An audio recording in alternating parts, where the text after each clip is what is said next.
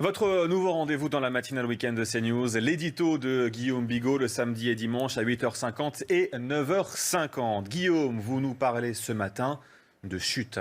Absolument, Thomas. Absolument. Vous avez remarqué, tout le monde a remarqué, je crois, cette étrange manie qui consiste à s'en prendre à des statuts de l'antiracisme.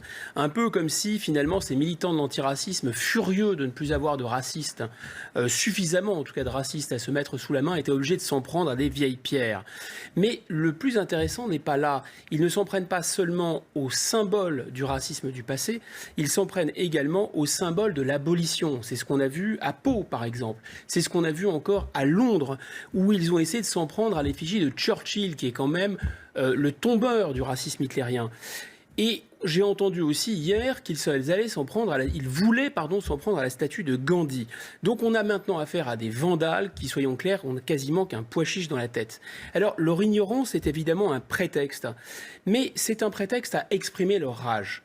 Et on l'a vu, place de la République, le même phénomène d'une rage finalement qui cherche un prétexte pour s'exprimer. Parce qu'on est parti d'un postulat. L'État est raciste, l'État est violent. C'est le postulat de départ. Alors comment vérifier ce postulat ? Eh bien, c'est simple, il suffit d'attaquer la police, il suffit d'essayer de lyncher un policier, et d'ailleurs il y aura 25 fonctionnaires de police qui sont blessés hier, et donc on va forcer les CRS à charger. Et si les CRS chargent, c'est QFD. L'État est donc raciste, l'État est donc violent. Vous voyez, on a une sorte de rage qui cherche un prétexte pour s'exprimer purement et simplement. Alors, bon, c'est triste, mais à chaque époque, d'une certaine façon, il y a des psychopathes et des fous furieux. À chaque époque, il y a des chemises brunes. À chaque époque, il y a des gardes rouges. À chaque époque, il y a des black blocs. C'est pas tellement ça qui est incroyable. Ce qui est incroyable, c'est qu'à chaque fois, il se trouve des personnes a priori intelligentes, a priori responsables, a priori cultivés, non seulement pour leur trouver des excuses, mais pour leur inventer des prétextes. Alors, parlons de Mélenchon, justement. Jean-Luc Mélenchon, lui, il veut la police la moins armée possible. Moi, je suis républicain, je suis même de gauche, je fais le même rêve que Jean-Luc Mélenchon. Soyons clairs, une société policée, c'est une société dans laquelle la police est la moins armée possible. Il a raison. Les flics de notre enfance, d'ailleurs, ne ressemblaient pas encore au Robocop de la BAC. Sauf que, toutes les 2 minutes aujourd'hui en France, je dis bien toutes les 2 minutes, il y a une plainte pour violence gratuite qui est déposée dans un commissariat. Et donc Mélenchon, en confondant les effets et la cause, il va livrer, pour reprendre ses paroles, il va en fait livrer les agneaux aux loups. Mélenchon, ce n'est plus la République, c'est moi. Mélenchon, c'est la loi du plus fort, c'est moi. Et donc, en flattant le communautarisme comme il essaye de le faire, en essayant de faire du clientélisme avec les banlieues, il va pas gagner une voix, mais il a évidemment perdu son âme.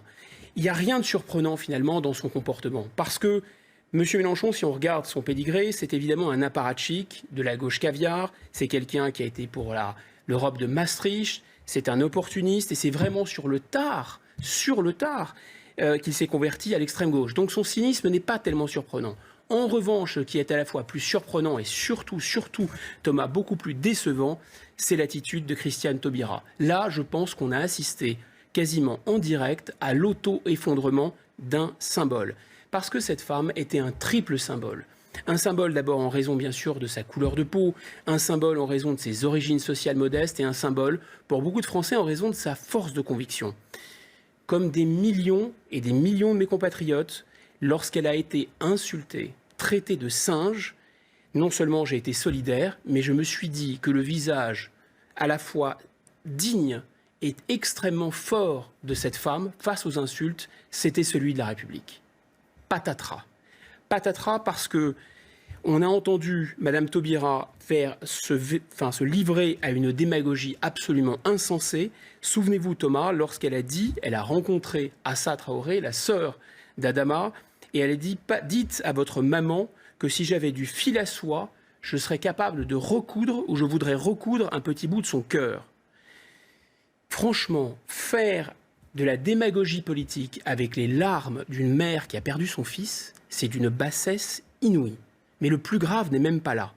En contradiction totale avec les valeurs de la République, en contradiction totale avec les idéaux de la gauche et en contradiction totale avec les valeurs de l'antiracisme, elle a préféré jouer la solidarité de race en ignorant délibérément alors qu'elle a des informations, le pédigré édifiant de la famille Traoré. Soyons clairs. En fait, imaginons que Adama Traoré, qui est évidemment pas un petit saint comme le reste de sa fratrie, ou n'était pas un petit saint, a été effectivement victime d'une bavure. Pour cette ancienne garde des Sceaux, faire croire qu'il est mort en 2016, en raison de sa couleur de peau, c'est parfaitement indigne. Voyez-vous Thomas, il arrive parfois que des statues se déboulonnent toutes seules. Guillaume Bigot, l'édito.